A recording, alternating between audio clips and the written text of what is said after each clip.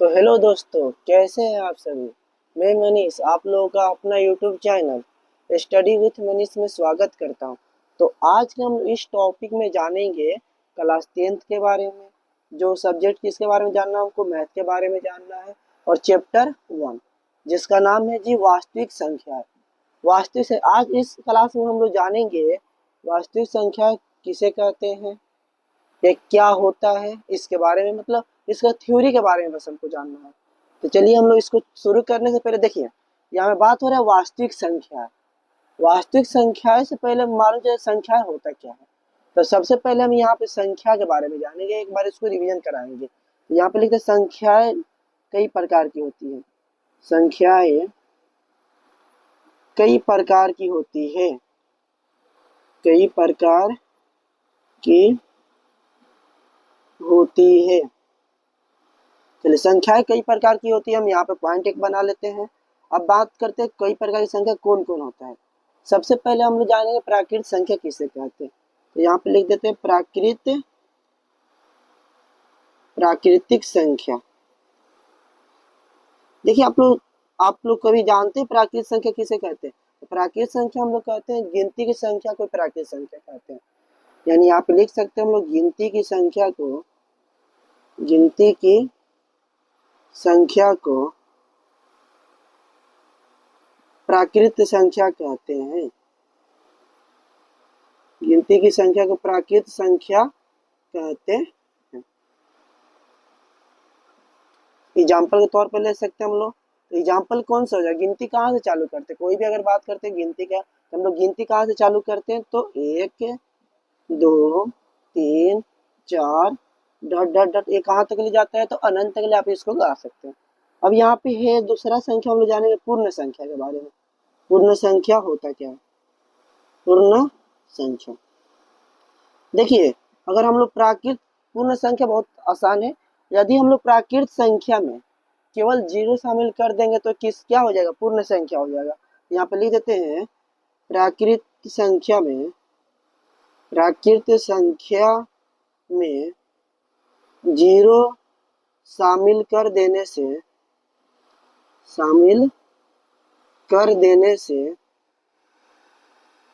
0 शामिल कर देने से पूर्ण संख्या बन जाता है। पूर्ण संख्या बन जाता है। 0 शामिल कर देने से पूर्ण संख्या बन जाता है। एग्जाम्पल समझ लेते हैं। जैसे देखिए, अब देखो 0 प्लस इसमें शामिल कर देना है। यहाँ पे हम लोग क्या करते हैं, 0 शामिल कर देते हैं। तो क्या हो जाएगा, 0 1 2 3 4 डॉट डॉट ये क्या होगा, आगे बढ़ते जाएगा। यहाँ तक हम लोग कौन कौन प्राकृत संख्या और पूर्ण संख्या के बारे में जानेंगे। अब हम लोग जानेंगे पूर्णांक के बारे में। पूर्णांक संख्या देखिए, पूर्णांक संख्या जो होता है ना, इसमें हम लोग धनात्मक ऋणात्मक और शून्य, यानी इसका डिफिनेशन होगा धनात्मक ऋणात्मक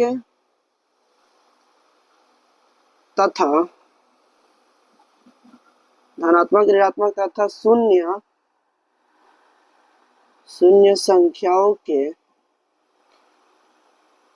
संख्याओं से बने संख्या को इस तरह संख्या लिख देंगे। बने संख्या को पूर्णांक संख्या कहते हैं। बने संख्या को पूर्णांक संख्या कहते हैं। चलिए हम लोग देखते हैं इसमें कौन कौन पूर्णांक संख्या हो जाएगा। देखिए, पूर्णांक संख्या जो होता है 3 प्रकार का होता है। कितना प्रकार का होता है, 3 प्रकार का होता है। 3 प्रकार का होता है। अब बात हो रहा है कौन कौन होता है। तो पहला हम लोग जानते हैं धनात्मक। यहाँ पे धनात्मक पूर्णांक हो जाएगा। देखिए, धनात्मक पूर्णांक में सभी धनात्मक संख्या आ जाएंगी। एग्जाम्पल के तौर पर ले सकते हैं 1 2 3 4 डॉट डॉट इस तरह सब धनात्मक संख्या आ जाएगा। दूसरा क्या होता है, ऋणात्मक पूर्णांक।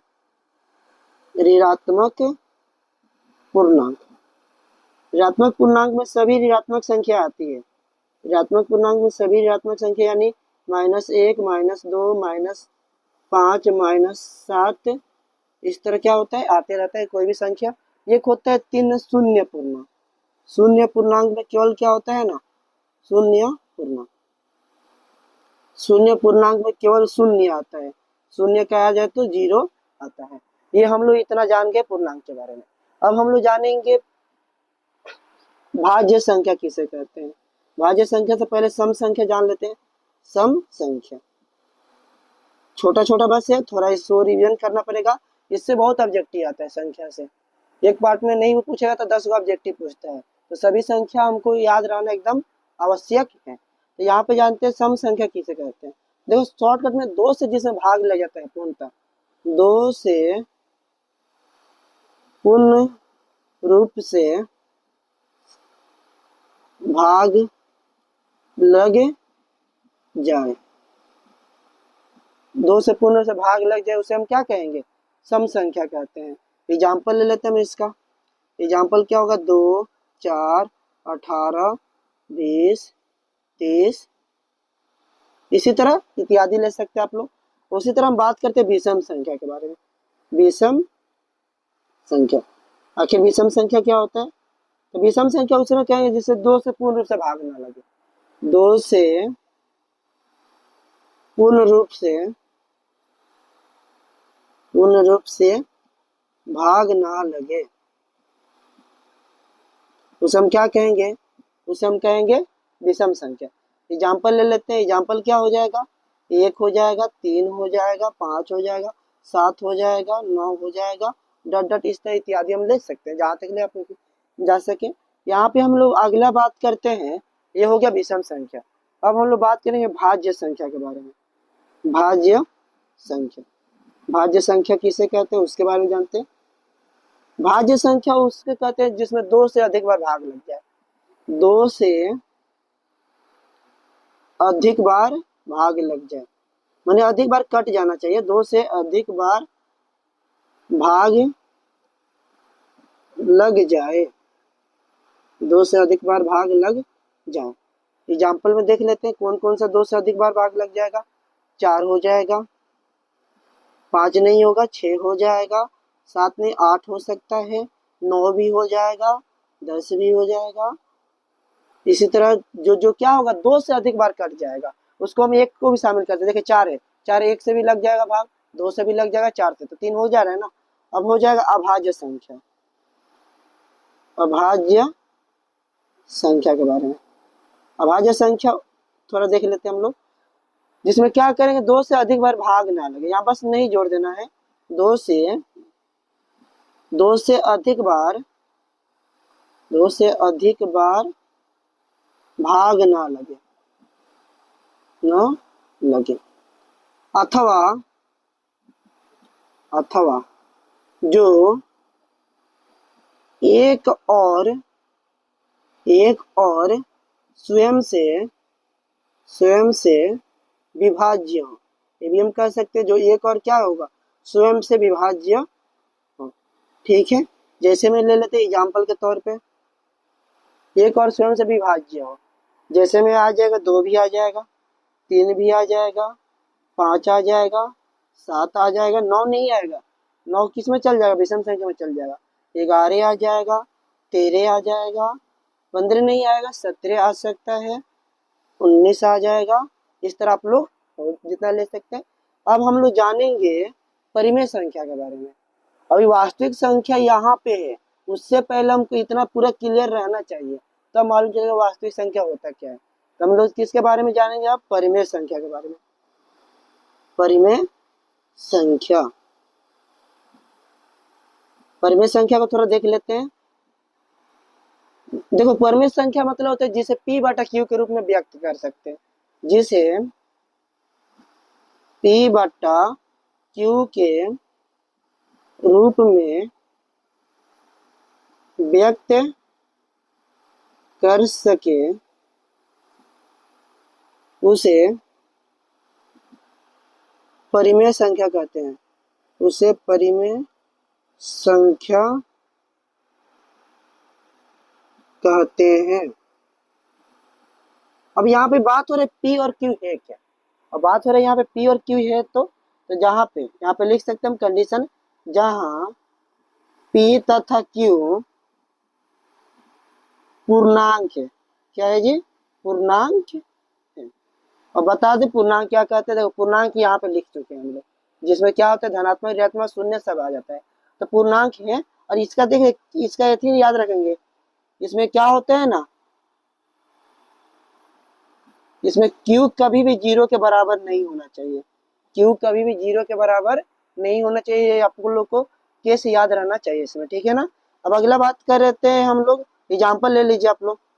एग्जाम्पल देखिए, चार है, चार भी परमेय संख्या में आ सकता है, क्योंकि इसे बाटा में आप लोग लगा सकते हैं कुछ, -6, 2/5, -4/3, -4/3, 2/11, इसी तरह एटीसी ले सकते हैं, इत्यादि ले सकते हैं हम लोग। अब बात करें अपरिमेय संख्या किसे कहते हैं, अपरिमेय। अब यहाँ पे हम बात करते हैं किसका, अपरिमेय संख्या के बारे में। अपरिमेय संख्या, अपरिमेय संख्या के बारे में। चलो अपरिमेय संख्या को हम थोड़ा यति कर लेते हैं, इसको थोड़ा जान देते हैं।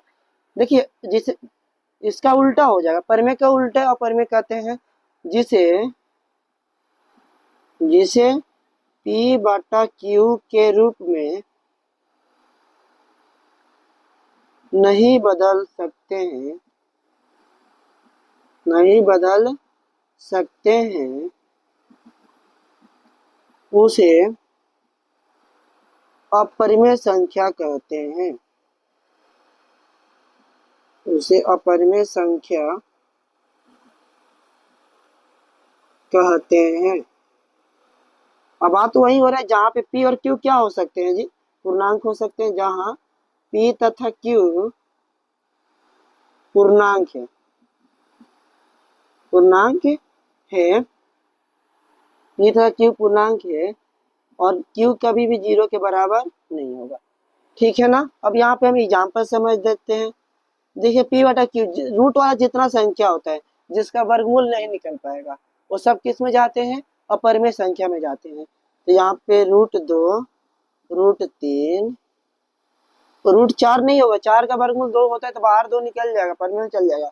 √5, √7, और यहाँ पे याद रखना पाई भी क्या है, पाई हमेशा अपरिमेय संख्या होता है, पाई क्या होता है, हमेशा अपरिमेय संख्या में आता है। अब यहाँ पे कुछ आप लोग केस याद रखना पड़ेगा, परिमेय, परिमेय तथा अपरिमेय, परिमेय तथा अपरिमेय संख्या को, परिमेय तथा अपरिमेय संख्या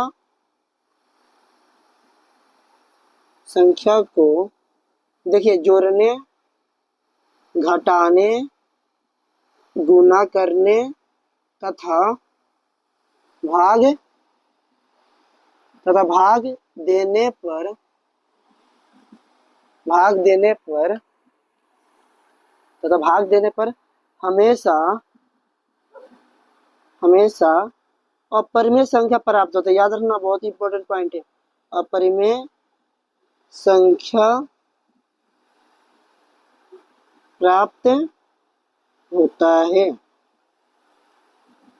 यहाँ पे हम देखिए क्या लिखे, परिमेय तथा अपरिमेय संख्या को जोड़िए, घटाइए, गुना करिए तथा भाग दीजिए, क्या प्राप्त होगा, हमेशा अपरिमेय संख्या ही प्राप्त होता है। अब बात हो रही है एग्जाम्पल किस तरह, देखिए हम क्या करते हैं, देखिए 2 क्या है, परिमेय संख्या है, इसमें हम क्या करते हैं, √5 जोड़ देते हैं, अब दोनों मिलकर क्या हो जाएगा, परिमेय हो जाएगा।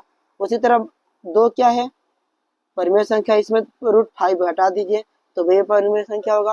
अगर इसमें गुना भी कर देंगे तो वह अपरिमेय संख्या, इधर भाग भी दे देंगे तो अब क्या हो जाएगा जी, अपरिमेय संख्या होगा।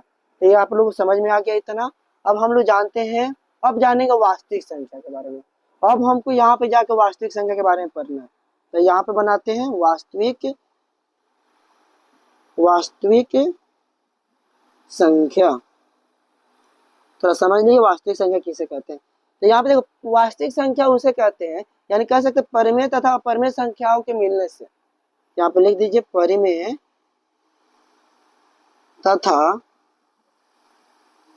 अपरिमेय संख्याओं के परिमेय तथा अपरिमेय संख्याओं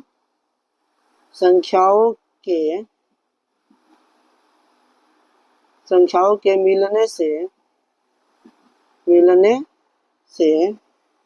बने संख्या को वास्तविक संख्या कहते हैं। वास्तविक संख्या कहते हैं। वास्तविक संख्या कहते हैं।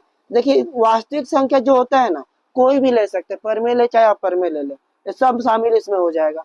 4/√3 -2 3 4/5 etc, ये सब हो जाएगा। इतना क्या आप लोग के इतना समझ में आ गया होगा? इतना एकदम संख्या के बारे में हमको जानना था। अभी और पर जानना है तो चलिए हम इसको क्या करते हैं, पेज पलट देते हैं। तो चलिए हम यहाँ पे पेज पलट दिए। अब हम लोग को जानना है, चलिए यहाँ पे हम लोग जानते हैं कि यहाँ पे याद रखना आप लोग, दो संख्या ले लेते हैं। दो संख्या ए तथा बी का HCF एवं LCM के बीच संबंध। दो संख्या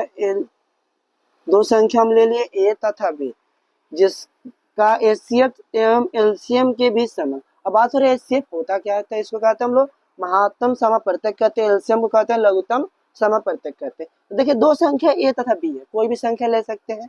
जहाँ पे याद रखना, ए जो होगा ना वो हमेशा बड़ी संख्या काम करता है, अब बी जो होता है हमेशा किसका काम करता है, तो छोटी संख्या का।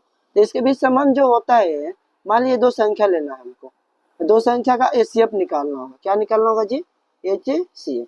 तो हमेशा आप लोग क्या करेंगे ना, दोनों संख्याओं को गुना कर देंगे, अब आटा में उसका LCM कर देंगे, ये हो जाएगा। या क्या करेंगे, उसका LCM निकालना होगा।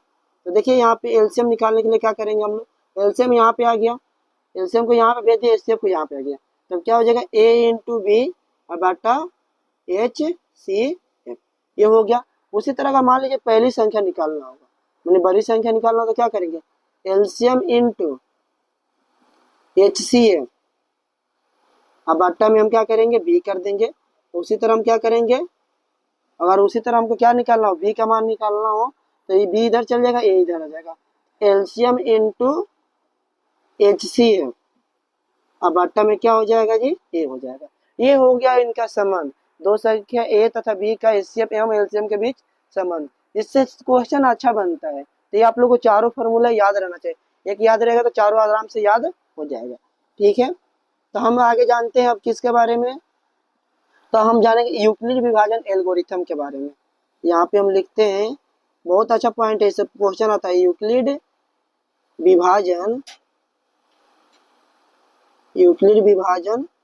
एल्गोरिथम।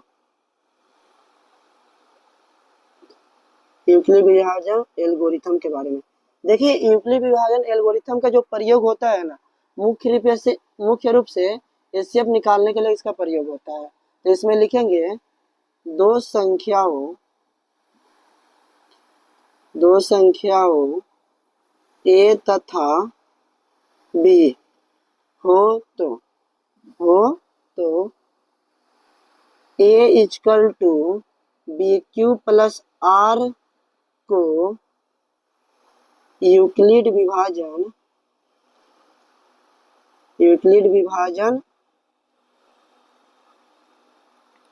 एल्गोरिथम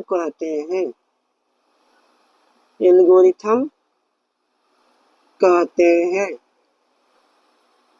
अब बात कर रहे थे A = BQ + R है क्या, तो ये इसका व्यापक रूप होता है। क्या होता है जी, इसका व्यापक रूप होता है, जहाँ पे हम बात कर सकते हैं, जहाँ पे हमको मालूम रहना चाहिए A क्या है। तो A आपका होता है जो भाज्य का काम करता है, जो बड़ी संख्या होता है। क्या होता है जी, बड़ी संख्या।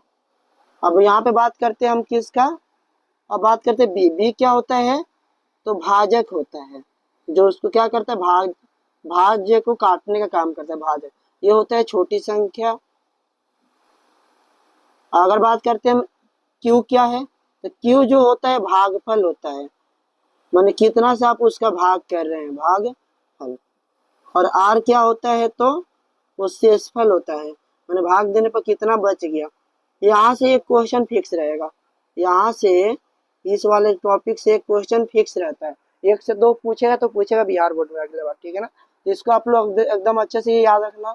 इसका प्रयोग हम किस में करते हैं, तो प्रयोग किस में करें, याद रखना। प्रयोग जो होता है HCF निकालने में होता है, HCF निकालने में प्रयोग जो होता है किस में होता है, तो HCF निकालने में होता है। यहाँ तक इक्विलिब्रियम एल्गोरिथम के बारे में भी जान लिया हम लोग। अब हमको एक पॉइंट अभी यहाँ पे रह गया, जो है भिन्न संख्या किसे कहते हैं, भिन्न संख्या के बारे में जो भी छूट गया था, भिन्न संख्या, ये भी हमको पढ़ना है। यदि कोई संख्या को यदि यहाँ पे लिख देंगे, यदि कोई संख्या को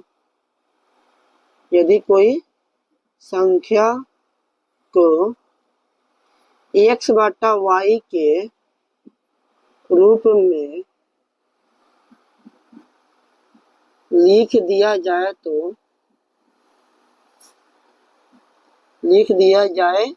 तो वह भिन्न बन जाता है, वह भिन्न बन जाता। यहाँ तक हो गया भिन्न संख्या। जैसे मान लीजिए 4/5, एग्जाम्पल 4/5 ये भिन्न संख्या हो जाएगा, 6/9 ये भी भिन्न संख्या हो जाएगा, इत्यादि इस तरह हम ले सकते हैं, ठीक है ना। अब एक संख्या बच जाता है, शांत और अशांत आवर्ती क्या होता है, ये बहुत इंपॉर्टेंट पॉइंट है। शांत, पहले शांत के बारे में जानते हैं, शांत आवर्ती।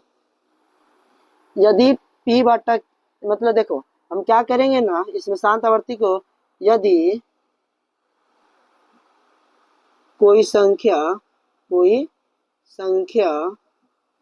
समझ लिए, यदि कोई संख्या p बटा q के रूप का हो, तो p बटा q के रूप का हो तो q का गुणनखंड करने पर गुणनखंड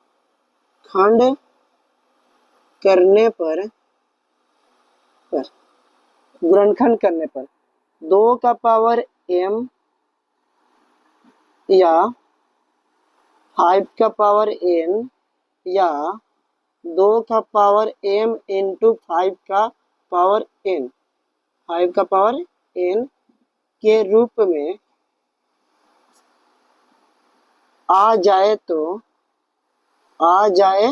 तो वह शांत आवर्ती होगा, वह शांत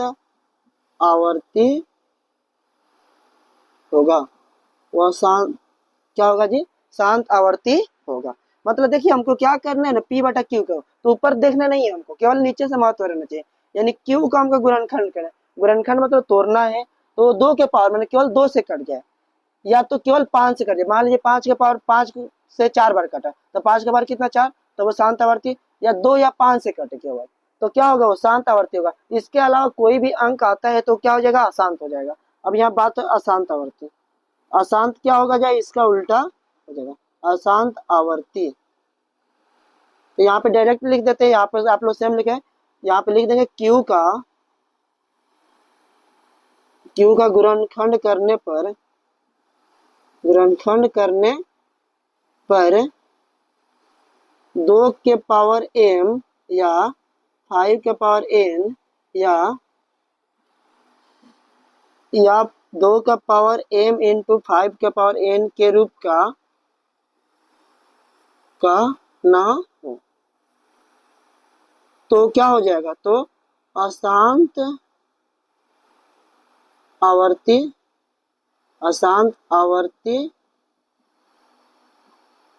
होगा, अशांत आवर्ती होगा। यानी कोई अगर q है, मैंने p बटा q के रूप में q को भाग देंगे, यानी गुणनखंड करेंगे ना, तो 2 से कटे और 5 से कटे। इसके अलावा से अगर किसी भी अंक से कट जाए, जैसे मान लीजिए 3 से कट जाए, या तो 5 से कट, या तो 7 से कट जाए, तो क्या हो जाएगा, अशांत आवर्ती हो जाएगा। तो चलिए इसी के साथ ये क्या हो रहा है, आप लोग का थ्योरी यहाँ पे खत्म हो जा रहा है। चलिए इसका एक पार्ट में हमको इतना ही पढ़ना था। इतना हो गया। इसके बाद हम लोग क्या करेंगे ना, अगले क्लास में इसका एक्सरसाइज बनाएंगे। एक्सरसाइज यानी कहा जाए तो प्रश्नावली हम लोग सॉल्व करने वाले हैं। तब तक तो इतना हो गया आप लोगों से। चलिए, अगर वीडियो अच्छा लगा हो तो वीडियो को लाइक, अगर चैनल पर नए आए हो तो चैनल को सब्सक्राइब कर दीजिएगा, ताकि कोई भी वीडियो जाए तो आप लोगों के पास पहले पहुंच जाए। और अगर मान लीजिए अगर पढ़ाने बोलने में थोड़ा गड़बड़ी हुआ तो थोड़ा गला खराब है, इसके लिए आप लोग माफ़ कर दीजिए और सपोर्ट करिए लो, ताकि आप लोग के लिए अच्छे से और पढ़ाया जाए। धन्यवाद। जय हिंद, जय भारत।